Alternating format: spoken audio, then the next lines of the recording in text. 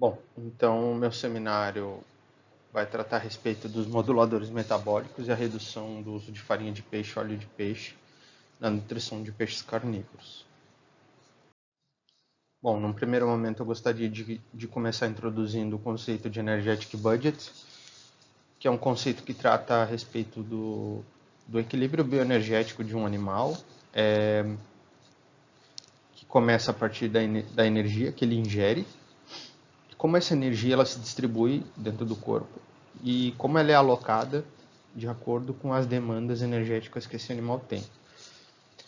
Basicamente, um organismo vivo ele depende de um equilíbrio entre a capacidade que ele tem de sobreviver, se reproduzir e crescer. Isso dentro de um ambiente confortável, ou seja, se ele estiver fora de uma zona de conforto térmica, osmótica, por aí vai, dentre vários fatores que podem estar influenciando esse organismo, ele vai começar a deslocar energia dessas caixas que ele possui, dessas reservas, dessas fontes, para conseguir sobreviver e se manter nesse ambiente, em tese, fora do ideal para ele. Então, por exemplo, um camarão que ele consegue sobreviver a uma faixa grande de salinidade, ele tem uma faixa estrita que é a ideal. Porém, fora dessa faixa estrita ideal, ele tem faixas que ele ainda sobrevive, porém não sobrevive de uma forma ótima para ele. Então, ele precisa deslocar recursos para osmorregular e fazer com que ele consiga sobreviver dentro dessa faixa. No entanto, não é uma faixa confortável fisiologicamente para ele. Ele consegue sobreviver. Assim como vai ter pontos em que ele não vai conseguir mais sobreviver. Ou seja, ele vai exaurir a capacidade energética dele de manter o corpo dele dentro dessa zona de salinidade que ele não vai conseguir mais sustentar. Então ele vai acabar morrendo. Isso vale para qualquer espécie. Tem espécies que conseguem que sobrevivem em faixas mais estritas de salinidade, temperatura, amônia, nitrito, nitrato e por aí vai. Tem outras que conseguem tolerar uma faixa mais ampla. Isso varia de acordo com a característica ecológica do animal. Então, justamente a partir desse orçamento energético que ele consegue equilibrar justamente essas demandas de manutenção, crescimento, reprodução e distribuir de acordo com a necessidade que ele tem. Se ele está numa bolha de conforto, ou seja, num ambiente perfeito, sob aspectos de temperatura, salinidade, luminosidade, basicamente a energia que ele ingere, ele vai usar o que cabe ali para a parte de manutenção e o restante praticamente ele vai deslocar para o quê? Para aspectos de crescimento e reprodução. Porque aqui, como a gente pode ver na caixinha da direita aqui, a biossíntese de macromoléculas, por exemplo, proteína e células reprodutivas, gametas, são processos que envolvem um gasto energético muito grande. Então, para esse animal ele conseguir desprender esse tanto de energia para produzir esses recursos valiosos, ele precisa estar muito bem fisiologicamente. Senão ele não vai arriscar a capacidade de sobreviver dele em detrimento da síntese dessas macromoléculas. Isso são características muito específicas de espécie para espécie, mas tem algumas espécies que exaurem as suas reservas simplesmente para reproduzir. Depois que reproduzem, elas morrem, como, por exemplo, algumas espécies de salmão, por exemplo.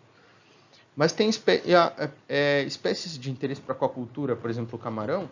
Se o camarão ele estiver fora da zona de conforto dele, ele não vai crescer. Por mais que a pessoa coloque comida no tanque, ele vai comer, no entanto, ele não vai crescer. Isso é um exemplo bem claro de que se o animal ele não estiver bem fisiologicamente, ele não vai arriscar a sobrevivência dele em detrimento do crescimento ou reprodução. E é basicamente o que esse slide fala. O orçamento energético é a alocação dessa energia de acordo com as necessidades e como essas necessidades elas podem ser supridas de acordo o tanto de energia que ele tem disponível. Bom, também gostaria de introduzir um pouco a relação entre nutrição e crescimento. Como eu falei anteriormente, o animal ele vai desprender energia para o crescimento se ele tiver uma condição fisiológica próxima do ideal. Ou seja, ele tiver dentro de uma faixa de parâmetros físico-químicos com que ele gaste pouco com manutenção, só o necessário, o basal, e consiga desprender energia para o crescimento. Porque a síntese proteica ela envolve inúmeros processos de regulação. Sintetizar proteína é algo custoso para o animal a nível de ATP. Então, é algo que o organismo ele precisa estar bem fisiologicamente para que aconteça de uma forma efetiva. Então, basicamente, se o animal não estiver bem nutrido, se ele não ingerir alimentos que lhe forneçam esse substrato energético e também fonte de macromoléculas para que ele possa absorver e com isso construir essas partes do corpo dele, por exemplo, se ele não consumir proteína, ele não vai ter substrato proteico para construir músculo. É uma lógica meio óbvia. Então, a ideia de que se eu não fornecer para o animal, dentro de um tanque de cultivo, um substrato energético que ele possa efetivamente consumir e agregar no corpo dele, ele não vai agregar aquilo. Então, muito se discute a respeito do processo de redução da farinha de peixe, óleo de peixe no cultivo de algumas espécies de peixes marinhos, por exemplo. A farinha de peixe e óleo de peixe são fontes fundamentais, principalmente de ácidos graxos poliinsaturados, porque muitas dessas espécies marinhas elas são incapazes de dessaturar e alongar. O processo de dessaturação e elongação, eu vou falar um pouco mais adiante, o animal ele consegue, mesmo ele não consumindo ácidos graxos poliinsaturados, ele consegue sintetizar dentro do corpo dele a partir de outros ácidos graxos que não são que não têm níveis de insaturação como os ômega 3, por exemplo. Então, a partir de um linolênico, ele consegue produzir um EPA, um DHA, no caso. Então, algumas espécies têm mais facilidade, como algumas espécies de água doce. Até humanos, por exemplo, nós humanos, nós conseguimos elongar e dessaturar. Então, mesmo que uma pessoa não consuma ômega 3, lá na célula dela, ela vai ter ômega 3, mesmo em menos quantidade do que uma pessoa que consuma ômega 3 de uma forma mais regular. Então, tem algumas espécies que não têm essa disponibilidade. Então, elas precisam efetivamente consumir na dieta. E se tu não fornecer esse ômega 3 para o teu peixe, ele não vai produzir ômega 3 e, consequentemente, as células dele, os tecidos dele vão ter menos ômega 3 como espécie que fornece ômega 3. Então, não adianta, se tu não der um alimento de uma qualidade boa, o teu animal ele não vai crescer de uma forma efetiva. Então, basicamente, como esse gráfico aqui mostra, a comida ela é a fonte dessas macromoléculas, da proteína, dos carboidratos e da gordura. A proteína ela vai ser fonte de energia, dependendo da condição que o animal se encontra. Peixes, camarões, eles são efetivos na conversão de energia a partir da proteína, porque a proteína ela pode ser convertida em carboidratos, aminoácidos glicogênicos podem ser convertidos em carboidratos. No entanto, carboidratos na dieta de algumas espécies, eles não são efetivamente absorvidos. E se absorvidos, eles tendem a aumentar muito rápido a glicemia do animal. Isso não é muito bom, porque algumas espécies de peixes, por exemplo, elas têm uma dificuldade em regular os índices glicêmicos e também têm uma baixa sensibilidade à insulina. Então, se ela tem baixa sensibilidade à insulina, ela vai ter uma dificuldade em produzir canais de glicose, porque a glicose que o animal ingere, o carboidrato que o animal ingere, ele vai ser absorvido no intestino, e ao ser absorvido no intestino, ele vai cair na corrente sanguínea, e ele só vai entrar na célula se tiver canal de glicose. E o canal de glicose, por exemplo, o GLUT4, que é um dos principais canais de glicose para entrar glicose nas células, por exemplo, células musculares, ele só é produzido a partir da sinalização pela insulina. Se a insulina não for eficiente na sinalização, se o animal não produzir insulina suficiente para sinalizar para a célula que a glicose precisa entrar, o animal vai começar a ter índices glicêmicos cada vez maiores. Isso vai fazer o quê? Vai começar a acidificar o sangue do animal. Isso não é bom. Então, às vezes, tem uma questão interessante, incluir carboidratos complexos ou carboidratos simples na ração. Quanto mais complexo o carboidrato, mais devagar ele é absorvido. E quanto mais devagar ele é absorvido, meio que ocorre um equilíbrio entre a absorção, essa absorção passa para a corrente sanguínea e efetivamente ele é absorvido da corrente sanguínea para a célula. Então, consegue ocorrer esse equilíbrio entre a questão da absorção no intestino e a absorção na célula. Não chega a saturar no fluido sanguíneo. Em compensação, carboidratos simples são absorvidos muito rápido. Então, o animal ele não consegue ter esse tempo para absorver no intestino e depois absorver na célula pela translocação dos canais de glicose.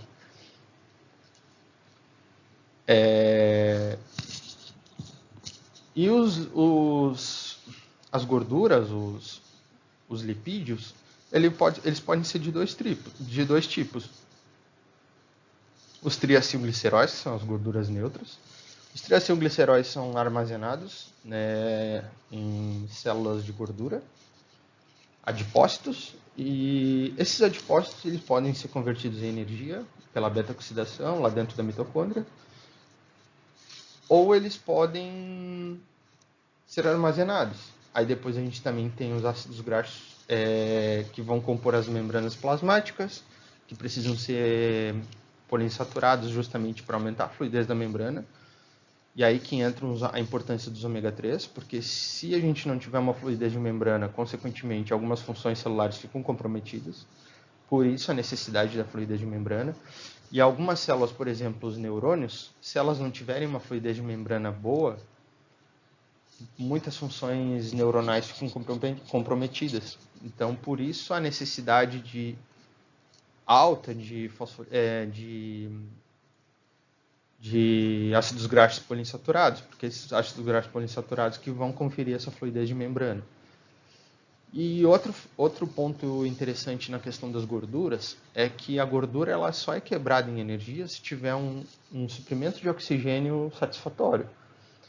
Enquanto o carboidrato, na forma de glicose, ali pela glicólise, ele pode ser quebrado, ele pode ser utilizado como substrato energético até em condições de anoxia, hipoxia, a gordura ela só é utilizada como fonte de energia em situação de normóxia. Pois para quebrar a gordura, se não tiver oxigênio, não acontece, porque a gordura só é quebrada lá dentro da mitocôndria. E a mitocôndria, para ela funcionar basicamente sem oxigênio, não acontece. Alguns receptores ali dentro do processo da beta-oxidação só funcionam em condições energéticas com alto teor de oxigênio. Enquanto a glicose consegue produzir energia a partir da via do lactato, né? Que ali tu consegue reoxidar as coenzimas, e essas coenzimas que vão depois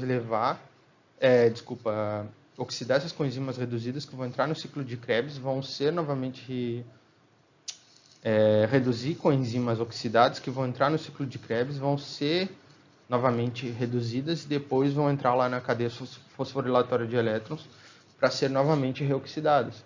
Isso em condições de hipoxia, os carboidratos conseguem, de uma forma menos eficiente, ainda fornecer energia para a célula, diferente das gorduras.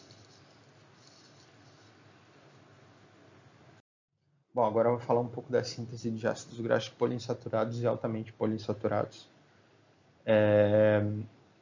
que são o interesse aqui o alvo do seminário, justamente por serem os principais objetos dentro da farinha e óleo de peixe, juntamente com outras macromoléculas, mas a necessidade de que essas espécies têm de consumir os ácidos graxos poliinsaturados faz com que hoje a farinha de peixe e o óleo de peixe sejam indispensáveis na dieta, principalmente dessas espécies de peixes marinhos carnívoros, né? Então, não se encontra os ômega 3, por exemplo, em óleos vegetais. Apenas em óleos de origem marinha, ou seja, óleo de peixe, algumas algas, também conseguem sintetizar essas classes de ômega 3. No entanto, em fontes terrestres, hoje não se tem conhecimento a respeito de fontes terrestres de ômega 3. Alguns fungos já se observou que também conseguem fazer a síntese, mas é algo hoje que não tem uma aplicação efetiva na aquacultura. Bom, para a aplicação na aquacultura, muitas pesquisas têm focado principalmente nesse processo de síntese endógena de ômega 3. Por quê? Muitos animais eles não têm um consumo periódico de ômega 3. E como que eles fazem para ter ômega 3 disponível na célula e sobreviver a essa necessidade de ômega 3 sem consumir efetivamente ômega 3? Então, vou dar o exemplo de nós humanos. Nós conseguimos sobreviver sem comer peixe toda hora ou comer algum tipo de fonte marinha que tenha ômega 3, sendo que nós precisamos de ômega 3. Muitos estudos mostram que crianças que consomem ômega 3 desde a infância, elas vão ter um desenvolvimento cognitivo superior a crianças que nunca consumiram muito pouco ômega 3 ao longo da vida. Justamente porque o ômega 3 ele é fundamental para o desenvolvimento do sistema nervoso, principalmente. E esse desenvolvimento se dá a partir da composição, né, das células ali. O ômega 3 ele vai compor principalmente a membrana plasmática. A fluidez da membrana ela acontece a partir justamente desses ácidos graxos poliinsaturados que vão compor ali a camada fosfolipídica, a bicamada fosfolipídica. Então, como é que nós humanos conseguimos ter ômega 3 disponível para nossas células, mesmo não consumindo? Então, nós conseguimos produzir a partir de processo de dessaturação e elongação. Essas enzimas, a dessaturases e elongases, elas são capazes de atuar justamente sobre alguns ácidos graxos, como linolênico ou linoleico, que são ácidos graxos que existem em fontes vegetais, como azeite de oliva. Azeite de oliva é rico em ácido linolênico. E a partir desses ácidos graxos, elas conseguem produzir ômega 3 e ômega 6. Então, aqui, ó, o alfa-linolênico ele pode ser convertido em DHA a partir de enzimas dessaturases e elongases. Assim como o linoleico pode ser convertido em DPA, que é o ômega 6, a partir de processos de dessaturação e elongação também. Então, esse processo é fundamental para muitas espécies, justamente porque nem sempre esses substratos eles estão disponíveis na natureza. E o animal ele precisa dessas moléculas para sobreviver. E muitos estudos têm centrado justamente na produção de organismos geneticamente modificados que consigam produzir ácidos graxos poliinsaturados endogenamente sem a necessidade de que tu forneça isso na dieta. É ainda algo que não está na nossa realidade, mas pode ser que o futuro justamente seja esse. Porque a gente vive hoje uma crise mundial de alimentos, né? Então, cada vez mais a gente está explorando a natureza e essa exploração da natureza ela vai chegar a um ponto que não vai ser mais sustentável. Tu não vai conseguir mais ter acesso a estoques de peixes para produzir farinha e óleo de peixe e mesmo assim conseguir vender lá o teu produto final por um preço que seja justo. Então tu vai ter que arrumar alternativas. E quais vão ser essas alternativas? Mesmo assim, tem espécies que ainda precisam da farinha de óleo de peixe para sobreviver. Elas não conseguem dessaturar e alongar de uma forma tão efetiva quanto outras. Né? Então fica essa questão aí. Então, a partir disso, eu gostaria de introduzir outro tópico, que é o tópico dos alimentos funcionais. Hoje muitos estudos mostram que alguns compostos eles têm capacidade de modular os organismos frente a condições fisiológicas de interesse do produtor ou do pesquisador. E muitos desses compostos bioativos eles estão aí em resíduos que são produzidos na agroindústria, resíduos de vegetais, de frutas. E esses resíduos eles muitas vezes estão indo fora, assim, estão sendo descartados, sendo que esses resíduos teriam um potencial muito grande de aplicação, justamente no processo de fabricação de rações e daqui a pouco trazer importantes vantagens aí para a aquacultura.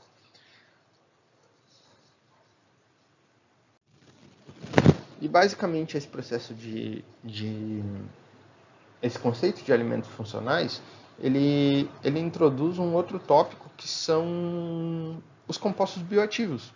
Compostos bioativos eles têm a capacidade de agir nesse organismo, além de proteger ele contra uma série de processos que muitas vezes causam danos às células, com processos relacionados ao estresse do cultivo e tudo mais.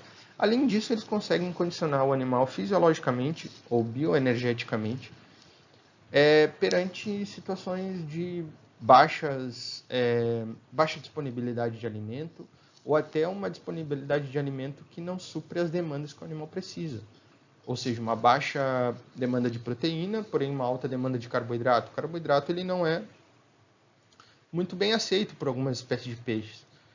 E a proteína, no entanto, é a fonte primordial da dieta da maioria das espécies. Né? Então, como é que esse animal ele conseguiria extrair mais, otimizar mais esse outro ingrediente que está ali disponível e utilizar a proteína de uma forma mais eficaz para outros processos primordiais como o crescimento? Então, esses compostos bioativos eles conseguem justamente fazer esse jogo entre utilizar um substrato energético que está ali disponível, porém não é muito bem assimilado, e poupar um outro que está ali, que é muito bem utilizado, porém ele é mais caro a nível de custo para o produtor e também a nível de disponibilidade, porque ele não é plenamente disponível, né, no meio de cultivo, até no meio ecológico ali. Então a gente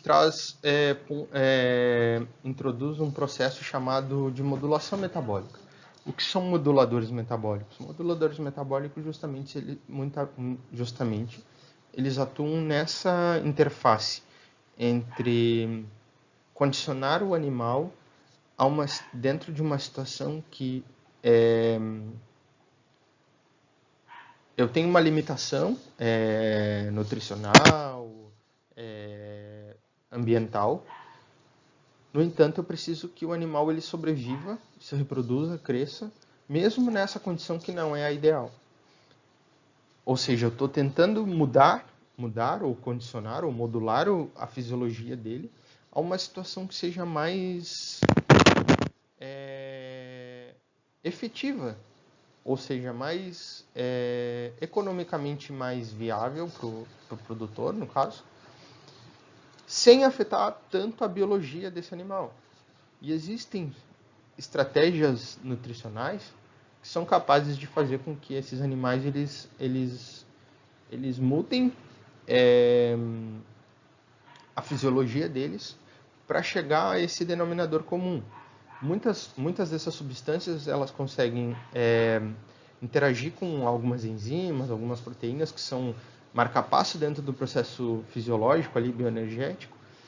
E a partir dessa ativação ou supressão dessas enzimas, o animal ele tem certas vias metabólicas suprimidas ou até estimuladas, fazendo com que ele aproveite de uma forma mais eficaz certos recursos que normalmente ele não aproveitaria. Então, hormônios, polifenóis, aminoácidos, algumas vitaminas, elas justamente têm essa função, fazer com que esse animal ele consiga aproveitar mais os recursos e economizar mais alguns recursos que são mais valiosos para ele. Nesse ponto, lipídios, carboidratos e proteínas, eu diria que essas três macromoléculas são a chave para o processo fisiológico, crescimento, sobrevivência, reprodução. Se ele conseguir, de alguma forma, administrar esses recursos e fazer com que esses recursos sejam alocados nas suas devidas caixas ali, e economizar, por exemplo, a proteína e utilizar de uma forma eficiente carboidratos e lipídios, ele vai ter um desenvolvimento muito melhor e também vai ser, no final das contas, vai ter um custo menor de produção. Basicamente, a utilização de moduladores metabólicos ela tem essa finalidade, fazer com que o animal sobreviva mais, se desenvolva melhor, com um menor custo. Então, para isso a gente precisaria olhar para a fisiologia da espécie, requerimento nutricional de cada uma da espécie, alvo do estudo ou da pesquisa, e observar qual é a demanda nutricional desse animal. Ele é um peixe carnívoro? Ele é um peixe que tem uma certa tolerância a carboidratos? É uma espécie que tem uma alta necessidade de lipídios, de ácidos graxos poliinsaturados na dieta? Aqui a gente tem 3 espécies. O cibás à esquerda, no centro a gente tem o bijupirá e à direita a gente tem uma espécie de salmão, um salmonídeo aqui. O salmão ele tem um requerimento proteico de ácidos graxos poliinsaturados muito alto. Ele não tolera praticamente carboidrato na dieta. No entanto, o cibás e o bijupirá ele já tem uma tolerância um pouco maior a carboidratos. Daí, a partir disso, você vai observar, eu consigo administrar o requerimento nutricional desse animal e a partir disso, com alguns moduladores, talvez conseguir administrar melhor a necessidade dele e conseguir deslocar algum recurso para otimizar, por exemplo, a produção. Aí vai variar muito da espécie que está produzindo. Só um exemplo aqui, eu trouxe um gráfico que mostra a nutrição do salmão. De 1990 até 2020, foi feito um gráfico comparativo com a distribuição de macromoléculas na ração, na composição da ração, na formulação da ração do salmão. Então, proteínas de fonte marinha, em 1990, compunham 65,4% da ração do salmão. Em 2020, esse mesmo substrato compõe 12,1%. Assim como óleos marinhos, que tinham uma composição de 24% e hoje tem um pouco mais que 10%. Ou seja, toda a composição da carcaça desse animal mudou. Não é só a ração, porque o animal é o que ele come.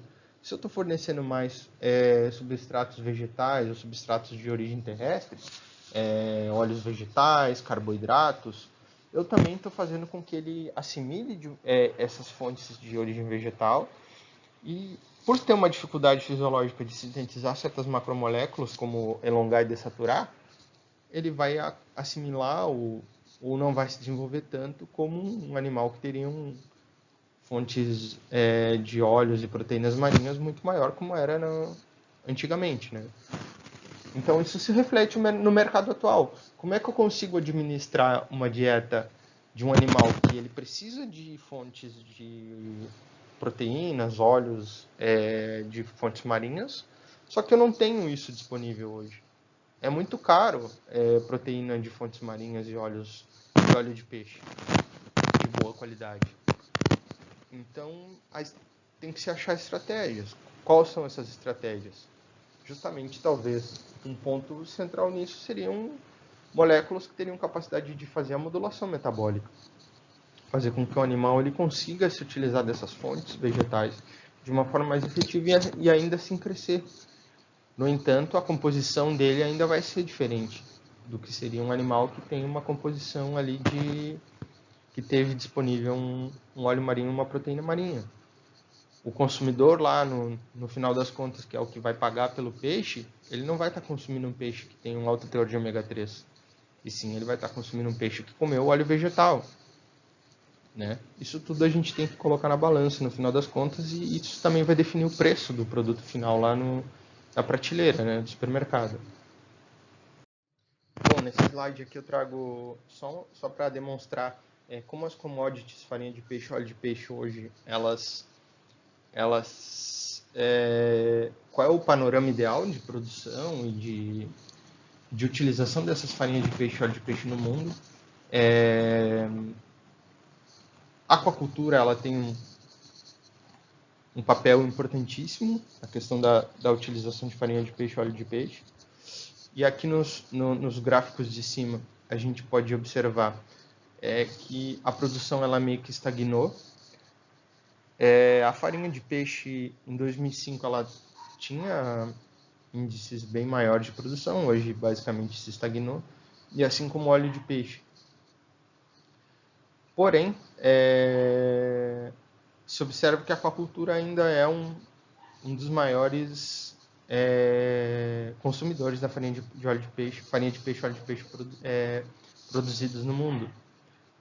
O mercado asiático é um dos que mais consome, assim como o mercado europeu, que também consome bastante farinha de peixe e óleo de peixe. Bom, então eu vou trazer alguns trabalhos exemplificativos a respeito da utilização de alguns moduladores metabólicos em algumas espécies de peixes marinhos. E o primeiro deles ele trata a respeito da utilização da composição de ácidos graxos associados à expressão gênica numa espécie de peixe marinho aqui, o Gilthead sea bream, a Sparus aurata, afetados pela baixo nível de óleo de peixe na dieta, a partir da adição de resveratrol em uma temperatura controlada.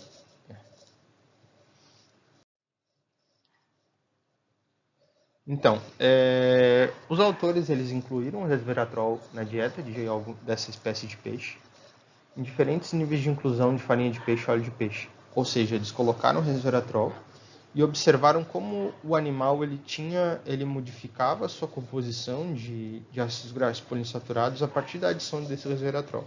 Então a gente tem aqui 19 e 23 graus de temperatura de produção.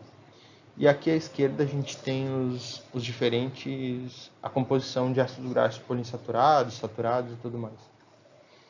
Então aqui a gente tem os MUFA, que são os monossaturados, os PUFOS poliinsaturados, EPA, DHA, e aqui a relação entre eles. Então, F6 e F2 é a composição de ácidos graxos a partir da matéria seca, de óleo de peixe.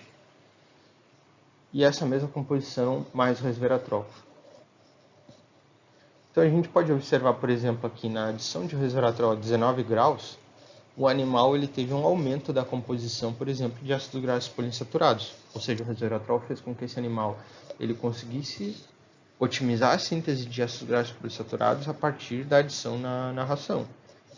Então, só o fato de colocar resveratrol na ração induziu ali no processo de sinalização celular, e essa sinalização se dá a partir de alguns fatores de transcrição que modulam a síntese de ácidos graxos poliinsaturados, fazendo com que esse animal ele consiga, de uma forma mais efetiva, sintetizar ácidos graxos poliinsaturados a partir de outros ácidos graxos.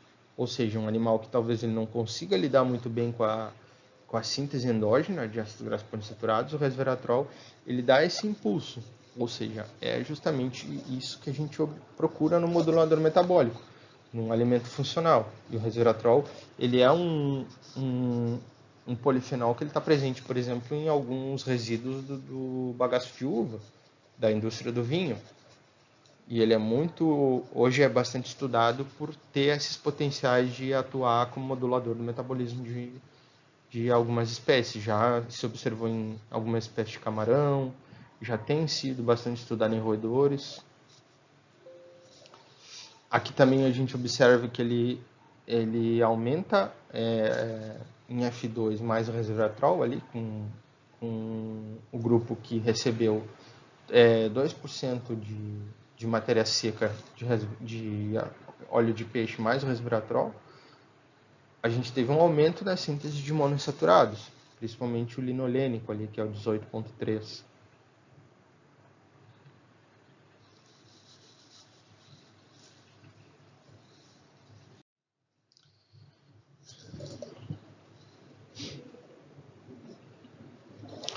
E aqui a gente pode ver também que a composição de EPA e DHA alterou também, ou seja, em F2 mais resveratrol, o animal ele conseguiu aumentar a composição dele de EPA mais DHA a partir da ingestão do resveratrol.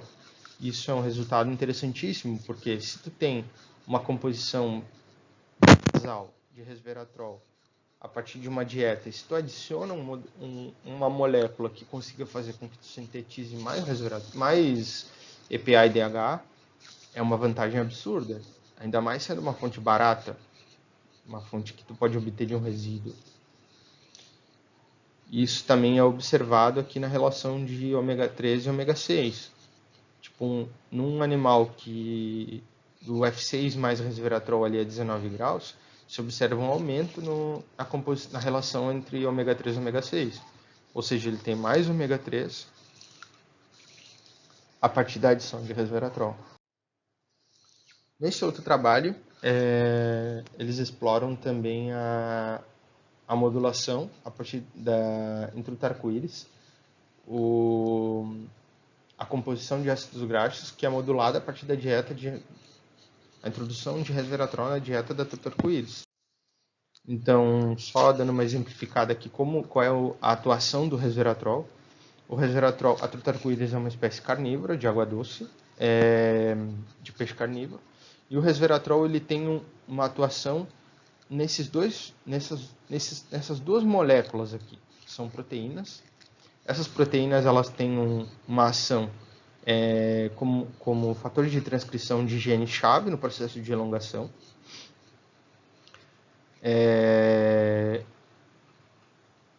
E o resveratrol ele consegue justamente estimular essas moléculas, fazendo com que elas se ativem. Se ativando, elas vão atuar lá na região promotora dos genes, que vão sintetizar esses RNAs mensageiros das proteínas elongases e dessaturadas, que vão, consequentemente, produzir os ácidos graxos poliinsaturados. Aqui a gente observa, por exemplo, o PPRE e o SREBP, que são duas moléculas chaves ali no processo de elongação. O resveratrol, modulando essas duas moléculas, elas vão consequentemente atuar na síntese de elongases, a delta 6, que é uma elongase, e essas elongases depois elas vão atuar justamente sobre o ALA, que é o alfa-linolênico, e o alfa-linolênico vai, depois a partir de uma reação em cadeia, uma cadeia de reações, vai produzir depois o EPA e também o DHA.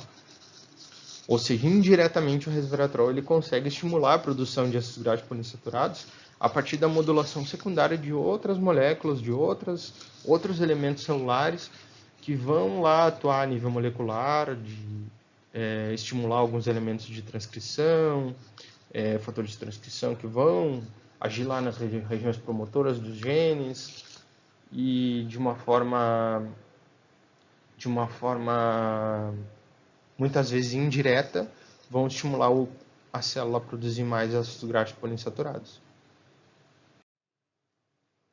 Aqui só para demonstrar que nesse trabalho eles testaram justamente diferentes níveis de inclusão de ácidos graxos poliinsaturados, de óleo de peixe e farinha de peixe, e a partir desses diferentes níveis de inclusão eles colocaram também resveratrol, e eles observaram que em grupos que eles não colocaram óleo de peixe, fizeram mais resveratrol, os animais eles conseguiram ainda sintetizar endogenamente EPA e DHA a partir da modulação que o resveratrol proporcionou nesses animais. Ou seja, o resveratrol ele tem uma capacidade de estimular certos elementos das células ali, dos fatores de transcrição, outras proteínas, que vão, consequentemente, alterar toda a composição de ácidos graxos que esse animal possui. Só que, para demonstrar também, nesse outro gráfico, o F0 ali, que é um nível de inclusão zero mais resveratrol, foi o grupo que teve uma proximidade maior lá com o F4, que é um nível de maior inclusão de farinha de peixe e óleo de peixe, justamente a partir do resveratrol. O resveratrol ele teve essa essa potencialidade de converter, fazer com que o animal ele converta endogenamente ácidos graxos monoinsaturados, por exemplo, em poliinsaturados, a partir de processo de elongação e dessaturação. Então, só para concluir, eu trouxe essa figura aqui que ela tem que ela é bem explicativa aí, que faz uma relação justamente dos polifenóis, dessas moléculas que a gente pode encontrar aí na natureza, que estão disponíveis muitas vezes em resíduos, em subprodutos, e que às vezes a gente não dá a devida atenção, e como essas moléculas elas têm um poder muito grande de modular a fisiologia de muitas espécies. Então, às vezes a gente acha que é complicado tu fazer com que uma célula, um organismo, um sistema, ele seja modificado para alcançar um determinado objetivo, mas às vezes a ferramenta está ali e está sendo descartada, né?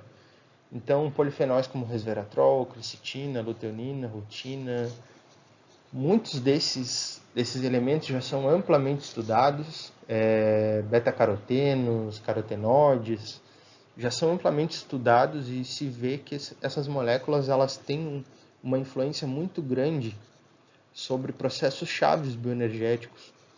O resveratrol tem muitos trabalhos que mostram que ele tem uma modulação direta da MPK. A MPK é uma enzima importantíssima dentro do processo bioenergético e tem se observado que o resveratrol ele consegue ativar a MPK e fazer com que processos de catabolismo sejam intensificados em detrimento do anabolismo, a síntese, o consumo de determinados substratos energéticos seja amplificado em detrimento de outros. Tu consegue fazer com que animais que não conseguem metabolizar de uma forma mais eficiente carboidratos consigam converter energia a partir desses carboidratos e consigam fazer o protein sparing, ou seja, o processo economizador da proteína, que hoje é o alvo de muitos estudos e o grande objetivo de muitas linhas de pesquisa. E como fazer com que isso aconteça a partir da introdução justamente desse modulador. Isso talvez seja um ponto que deva se pensar aí no futuro. Justamente tentar fazer com que o organismo que a gente está estudando, que a gente está tentando cultivar, ele se condicione àquela situação que eu preciso que aconteça, no caso, né?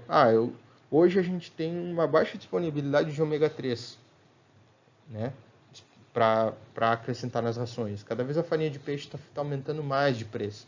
Então, se eu tenho menos farinha de peixe para colocar na ração, o que eu posso fazer? Daqui a pouco, se eu consigo incluir uma molécula que faça com que o animal ele otimize a produção endógena de ômega 3, de ômega 6, eu não precisaria, talvez, incluir tanta farinha de peixe nessa ração. Eu conseguiria colocar um nível ali satisfatório, um pouquinho menor, fazendo com que o animal, a partir dessa outra molécula que é muito mais barata, que pode ser obtida a partir de fontes residuais aí, né? Ele consiga endogenamente sintetizar essa macromolécula que ele precisa e de uma forma muito mais economicamente viável para o produtor, o resultado seja obtido. Então, utilizar mais esses recursos, essas ferramentas, transformar esses resíduos em algo que possa gerar efetivamente lucros para a aquacultura, eu acho que esse é o processo que tem que evoluir aí nos próximos anos, tem que ser pensado. Então essa figura ela tem justamente esse ponto, esse objetivo. Demonstrar que, por exemplo, só vou pegar um exemplo aqui do resveratrol, da curcumina, desses polifenóis aqui na caixinha da direita. Só o fato deles atuarem sob MPK, olha só a série de processos metabólicos que eles podem culminar. Aqui a ACC, que é a acetil-CoA carboxilase, que é uma enzima-chave no processo de síntese de ácidos graxos. A partir do momento que eu consigo ativar a MPK, eu já ativo outro processo metabólico aqui, a partir da SRE-BP, que é uma enzima-chave dentro do processo de síntese de ácidos graxos. A acetil-CoA-carboxilase também se ativa por vias paralelas ou diretas, que vão gerar lá, consequentemente, dentro da célula, uma ativação de um fator de transcrição que vai culminar justamente o quê? Na síntese de ácidos graxos. Ou eu posso ter também vias aqui de ativação a partir de processos de imunológicos, NF-kappa-beta, que é um fator de transcrição relacionado a sistema de defesa antioxidante, NRF2 também. Então, tipo o CAP1, que é outro processo envolvido com a parte do sistema de defesa antioxidante, que podem ser estimulados a partir de polifenóis. Esses polifenóis, eles têm... Então, é uma rede de atuação que essas moléculas possuem dentro da célula, que daqui a pouco eu colocando mesmo concentrações tão pequenas de um determinado componente, de um determinado composto, a ração ali que eu coloco, esse componente ele pode atuar em inúmeras frentes para fazer com que o animal ele consiga se virar melhor dentro de uma condição de restrição de alguma macromolécula, algum macrocomponente que seja fundamental na dieta dele, por exemplo. Então aqui foram as bibliografias que eu utilizei